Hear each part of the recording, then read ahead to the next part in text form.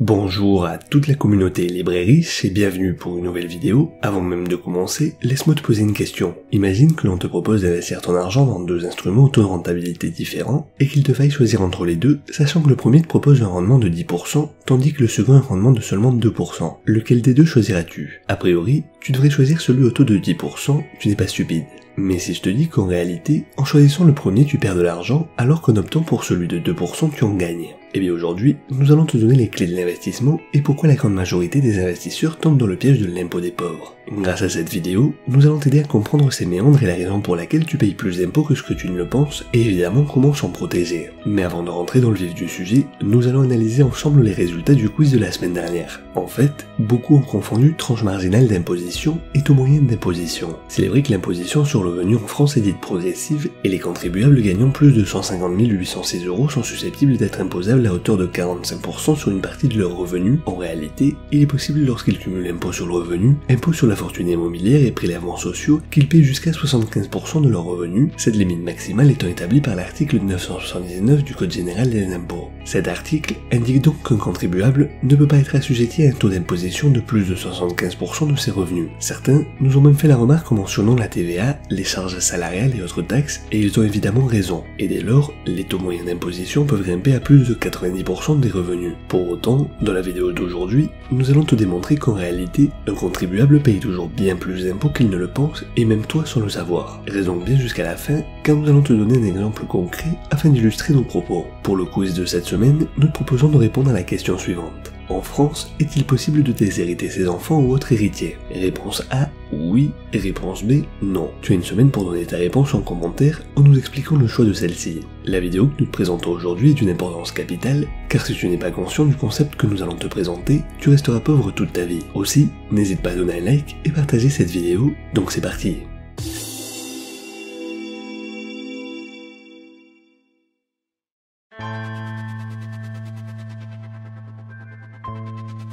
Rapidement avant de commencer, voici une explication des concepts que tu dois connaître. À savoir que si tu souhaites avoir plus d'informations, tu peux retrouver une vidéo dans laquelle nous t'expliquions plus en détail l'inflation et l'IPC, vidéo que tu peux retrouver en cliquant sur l'icône en haut à droite de l'écran. Premièrement, par définition, l'inflation désigne une augmentation générale et durable du prix des biens et des services. Autrement dit, en période d'inflation, l'argent perd de la valeur par rapport à la quantité de biens et de services en vente sur le marché. En clair, avec la même somme d'argent, on peut acheter moins de choses qu'auparavant. À titre d'exemple, supposons que tu possèdes 10 € et que tu souhaites acheter une baguette de pain à 1 €. Aujourd'hui, avec ces 10 €, tu peux donc en acheter 10. Toutefois, imagine qu'à la fin de la même année, l'inflation s'élève à 10%. Le prix de la baguette de pain passe désormais à 1,10 €. Dès lors, avec ces mêmes 10 €, tu ne pourras plus acheter 10 baguettes mais 9, et ce, à cause de l'inflation, et ton pouvoir d'achat a donc baissé de 1 €, et c'est comme si tu ne possédais plus que 9 €. Pour récapituler, l'on peut donc distinguer les prix nominaux, également connus comme prix courants. Ce sont les prix tels qu'ils sont indiqués à une période donnée. Dans notre exemple, c'est un billet de 10 €, la valeur nominale de celui-ci est ce qu'il est écrit dessus, c'est-à-dire 10 €. Il existe également les prix réels, aussi connus comme prix constants, ce sont donc les prix corrigés de l'inflation et ils sont plus difficiles à percevoir. Ainsi, toujours en suivant notre exemple, la valeur réelle du billet de 10 € est non pas 10 € mais 9 €. Attention, car l'inflation signifie une augmentation du prix des biens et des services, mais est indépendant du pouvoir d'achat, même s'il est fréquemment lié, c'est ce que nous allons voir. En effet, supposons qu'il y ait une inflation annuelle de 2% durant 10 ans. Une telle équivalait 100 € en 2010, vaudrait aujourd'hui en 2020 près de 122 €. Pour autant, si tu gagnes 1500 € en 2010 et en 2020 tu gagnes 1950 €, alors certes, le prix des biens et des services est plus élevé, mais tu ne t'es pas appauvri car ton pouvoir d'achat a augmenté, puisqu'avec 1500 € en 2010, tu pouvais acheter 15 télévisions, tandis qu'en 2020 tu peux en acheter 16. Tu l'as compris, il est extrêmement important de prendre en compte les prix réels et non pas les prix nominaux, c'est-à-dire ajuster les prix à l'inflation. Dans le jargon économique, l'on parle de déflater des données lorsque l'on se réfère à l'action de soustraire l'inflation aux données qui nous sont présentées. Ainsi, grâce à cet indicateur, l'on va pouvoir ajuster à l'inflation de nombreuses données, que ce soit la rentabilité de nos investissements ou encore des données économiques, et même influencer ta prise de décision ou l'idée que tu te fais de l'état du monde, de l'économie, d'un pays, etc.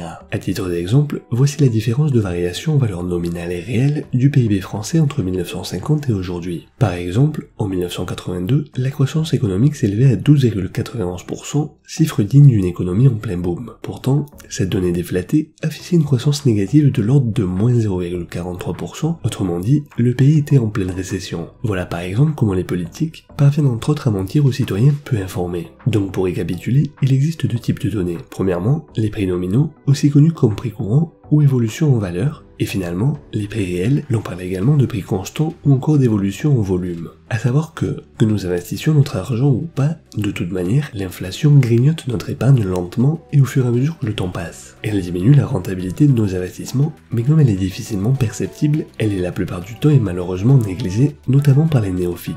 Il s'agit pourtant d'une donnée essentielle à prendre en compte lorsque l'on analyse la manière dont on va chercher à investir notre pécule. Pour ce faire, il nous faut donc prendre en compte la rentabilité réelle et mettre de côté la rentabilité nominale afin de ne pas se faire duper et tomber dans ce que l'on appelle le piège de l'argent. Pour illustrer nos propos, nous pouvons prendre l'exemple du livret A. Aujourd'hui, depuis le 1er février 2020, le taux de ce produit bancaire est passé à 0,50%. Nombreux sont les nostalgiques qui se sentent frustrés car désormais, celles et ceux qui ne souhaitaient pas prendre de risques ne peuvent plus rentabiliser leur épargne.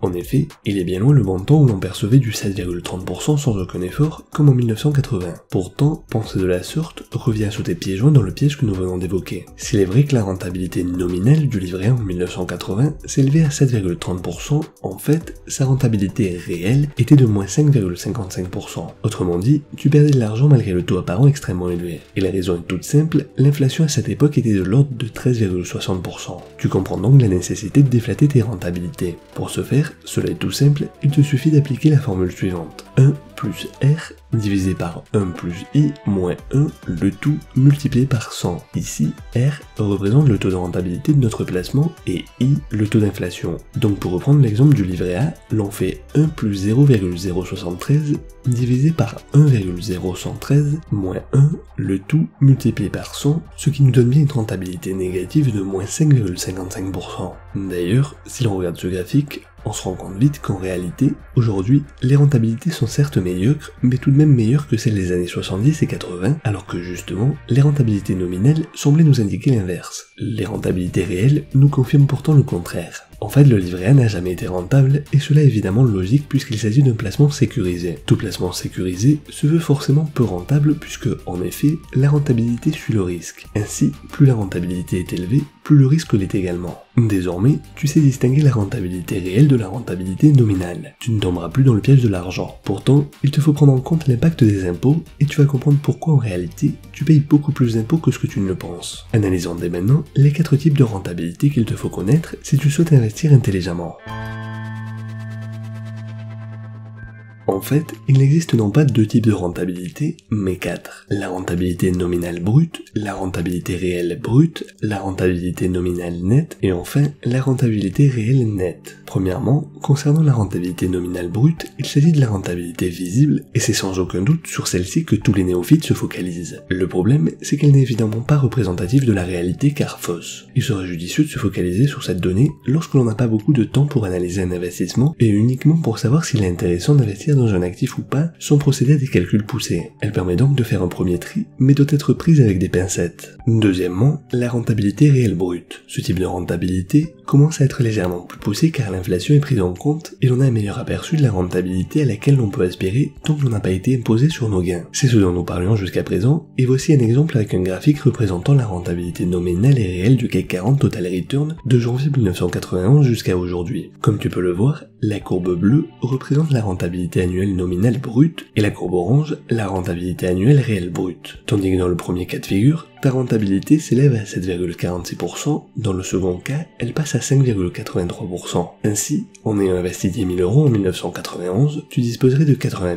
567 €. Sauf que cette somme est une valeur nominale, et en réalité, tu n'aurais que 51 719 € si on prend en compte l'inflation, c'est-à-dire une différence de 28 848 €. Attention encore une fois, la rentabilité réelle ici est brute, et il faudra donc par la suite soustraire les impôts pour obtenir la rentabilité réelle nette. Finalement, les deux derniers types de rentabilité sont la rentabilité nominale nette. Cette rentabilité t'indique l'impact de l'impôt sur ta rentabilité nominale. Cependant, de la même manière que la rentabilité nominale brute est un indicateur imparfait, la rentabilité nominale nette l'est aussi, car dans ce cas de figure, l'inflation n'est pas prise en compte. Pour terminer, la rentabilité réelle nette. Attention, sois bien attentif. En fait, le problème est que les impôts ne se paient non pas sur la rentabilité réelle, mais sur la rentabilité nominale, comme nous allons l'expliquer dans quelques secondes. Cela va donc avoir pour effet d'augmenter ta base imposable, donc plus d'impôts. Autrement dit, l'on parle généralement de l'inflation comme un impôt supplémentaire, puisque tu finis par payer deux impôts. Le premier indolore, car il ne se perçoit presque pas, du moins par les néophytes, et le second douloureux car perceptible. En fait, l'inflation fait surgir des plus-values illusoires. Elle est donc un impôt flatteur, car l'on pense être enrichi et échappe ainsi à l'impopularité. L'on paye donc de l'argent en guise d'impôt sur des gains que nous avons jamais perçus réellement. Ainsi, tu vas comprendre avec un exemple pourquoi en réalité tu ne paies non pas un, mais deux types d'impôts, et pourquoi tu payes beaucoup plus que tu ne le penses. Nous préférons t'avertir, âme sensible s'abstenir. Cette matrice que tu peux voir est un récapitulatif des 4 types de rentabilité. Les lignes se réfèrent aux valeurs brutes et nettes, et les colonnes concernent les ajustements nominaux et réels en fonction de l'inflation. Ainsi, comme vu précédemment, nous avons pu déduire que notre rentabilité nominale brute était de 7,46% et la rentabilité réelle brute de 5,83%. Jusqu'à présent, rien ne change. Désormais, prenons en compte les impôts. Le cas le plus facile et rapide à calculer concerne la rentabilité nominale nette. Ici, l'on suppose que la personne investit sur un compte titre. En ce sens, elle payera le PFU de 30% sur les intérêts, le capital n'étant pas imposable. Les intérêts s'élèvent donc à 70 567 €, puisqu'elle avait investi 10 000 € et se retrouve avec 80 567 €. Donc 80 567 moins 10 000 égale 70 567. L'investisseur paie donc 21 170 € d'impôts que l'on déduit aux intérêts bruts de 70 567, ce qui revient à percevoir des intérêts nets d'impôts de 49 397 €. Ainsi, ces 49 397 € viennent s'ajouter aux 10 000 € de capital de départ, ce qui nous donne une valeur finale de 59 397 € et donc une rentabilité nominale nette de 6,34% par an. Le problème, c'est qu'ici, l'inflation n'est pas prise en compte. Or, comme nous cessons de le répéter, il est important d'ajuster nos rentabilités à cet indicateur afin de connaître la rentabilité réelle nette de nos investissements. Le problème, c'est que comme nous venons de te le dire, l'investisseur paie des impôts sur la valeur nominale et non sur la valeur réelle. Autrement dit, alors même qu'il n'a perçu que 41 720 € d'intérêt réel, c'est-à-dire ajusté à l'inflation, celui-ci paiera quand même 21 170 € d'impôts, c'est-à-dire les 30% des 70 567 € nominaux. Dès lors, la suite devient logique, l'investisseur paie plus d'impôts que ce qu'il ne devrait, il ne perçoit finalement que 20 549 € réels nets de gains auxquels s'ajoutent les 10 000 € de capital de départ. Ainsi, la rentabilité réelle nette s'élève à 3,93%, tandis qu'elle était supposée être de 7,46% en valeur nominale brute. Mais ce n'est pas tout car la personne paie plus d'impôts que ce qu'elle ne devrait, puisque sa base d'imposition se fait sur le nominal et non sur le réel. Ainsi, en réalité, elle n'a pas payé 30%, c'est-à-dire le PFU, mais 50,74%. Désormais, et pour terminer cette vidéo, il nous faut étudier les actifs susceptibles de nous protéger contre l'inflation. L'on sait pertinemment que l'inflation et les impôts vont de toute manière réduire notre rentabilité. Pour autant, nous avons simulé plusieurs investissements sur 20 ans réalisés sur 4 classes d'actifs différentes entre 2000 et 2020. Bien, le premier actif est évidemment la bourse. Nous avons donc pris comme indice de référence le CAC 40 Total Return et le SP500 Total Return. Concernant le CAC 40, si l'on avait placé 100 € en 2000, aujourd'hui en 2020, l'on posséderait 162,44 €, c'est-à-dire que l'on aurait obtenu une rentabilité nominale brute de 2,46%. Après paiement des impôts de 30%, notre rentabilité nominale s'élève à 1,83% et l'on se retrouve avec 143,71 € au lieu des 162,44 € précédemment. Cependant, si l'on prend en compte l'inflation, l'on se retrouve avec une rentabilité réelle nette, c'est-à-dire la vraie rentabilité que l'on aurait obtenue, s'élève à seulement 0,14% pour un taux d'imposition de 86,70%. Donc comme tu peux le constater, le CAC 40 nous aurait à peine protégé de l'inflation. Si l'on se focalise maintenant sur l'indice SP500, entre 2000 et 2020, notre rentabilité nominale brute serait de 6,55% et de 5,27% après impôt. Si l'on ajuste l'inflation, la rentabilité passe à 5,02% et 3,25% en rentabilité réelle nette. Toutefois, il ne faut pas oublier que le SP500 SP500 est un indice américain et que donc, investir dans cet indice revient à s'exposer aux fluctuations des devises puisque nous devrions investir en dollars alors qu'en France nous utilisons l'euro.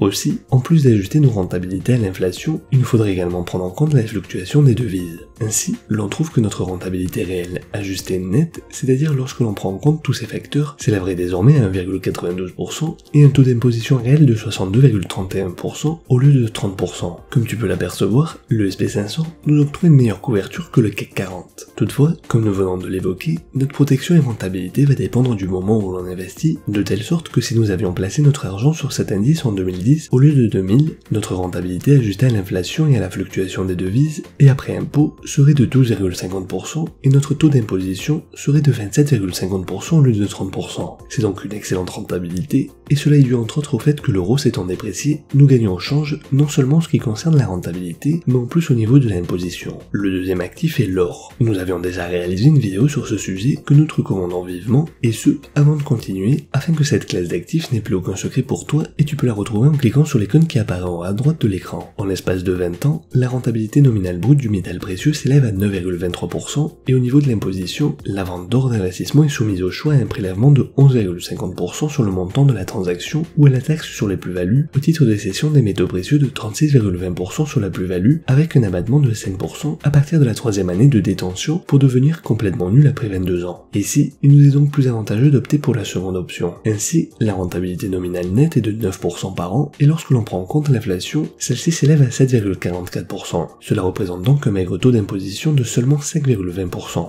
Le problème, c'est que, encore une fois, ta rentabilité dépend du moment choisi pour commencer à investir. Ainsi, par exemple, si l'on avait commencé à investir en 2011 jusqu'à 2016, notre rentabilité nominale s'élève à moins 0,72% et moins 2,61% réel après avoir déflaté les résultats. Dans ce cas de figure, évidemment, l'on ne paie pas d'impôt puisque nous perdons de l'argent. De la même manière, l'or en tant que protection n'est pas effectif selon que l'on choisisse d'investir dans de l'or en euros ou en dollars, comme nous l'expliquions dans la vidéo dédiée à cet effet. La troisième alternative concerne l'immobilier. Dans ce cas de figure, l'immobilier est un actif qui, hormis les quelques chutes des prix, reste un actif assez stable dans le temps, dans la mesure où il protège assez bien de l'inflation. Cet investissement nous octroie une rentabilité nominale brute de 6%. Toutefois, de la même manière que l'or, la revente d'un bien immobilier est susceptible de nous faire bénéficier d'avantages fiscaux selon la durée de détention du bien. Nous n'entrerons pas dans les détails des calculs, mais si ce sujet t'intéresse, n'hésite pas à nous le faire savoir dans les commentaires. De manière synthétique, l'on a acheté ce bien à 100 €, selon l'évolution des prix de l'immobilier, nous le revendons 320,90 €. Nous bénéficions d'une majoration du prix d'achat total de 22,5%, c'est-à-dire un forfait de 7,5% pour frais et 15% pour travaux, et en plus de ces majorations forfaitaires, nous appliquons également un abattement pour durée de détention pour les prélèvements sociaux et impôts sur le revenu selon un barème fiscal, de sorte que nous payons un total de 29,45 € d'impôts. Ainsi, en l'espace de 20 ans, nous percevons un bénéfice nominal brut de l'ordre de 6% et 5,49% après impôt. Lorsque l'on ajuste nos résultats à l'inflation, notre rentabilité descend à 3,80% net pour un taux d'imposition global de 20,97%. Enfin,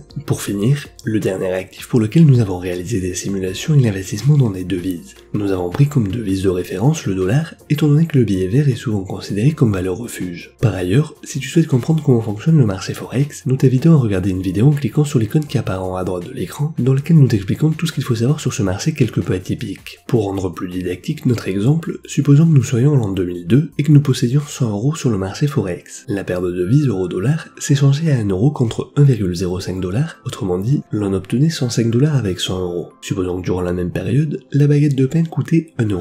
En 2020, nous échangeons nos 105 $ contre des euros. Sauf qu'à présent, la paire euro-dollar se négocie à 1 € contre 1,11 $. Autrement dit, contre cette quantité, l'on percevra 116 €. Comme tu peux constater, l'on possédait 100 € que nous avons placés en dollars durant 18 ans, ce qui nous a permis finalement de gagner 16 €. Notre rentabilité annuelle nominale s'élève donc à 0,85%. Le problème, c'est qu'entre-temps, il y a eu de l'inflation et notre baguette de pain ne vaut plus 1 € mais 1,27 €. Autrement dit, si en 2002 avec 100 € nous pouvions acheter 100 baguettes, désormais avec 116 €, l'on ne peut en acheter plus que 91. Donc en fait, notre placement en dollars ne nous a pas permis de nous protéger contre l'inflation puisque notre rentabilité réelle est de moins 0,48%. Mais ce n'est pas tout, le pire reste à venir. En effet, notre rentabilité nominale était positive. Et donc comme nous te l'avons expliqué, nous payons des impôts sur la rentabilité nominale et non sur la rentabilité réelle. Aussi, lorsque l'on paie nos 30% d'impôts sur les 16 € de gain, en fait, notre rentabilité réelle nette s'élève non plus à moins 0,48%, mais moins 0,79%. Autrement dit, l'on paie des impôts alors même que l'on perd de l'argent. Et tiens-toi bien, notre taux d'imposition s'élève en fait à 493,72%, c'est-à-dire que l'on paie des impôts alors que nous n'avons pas gagné cet argent.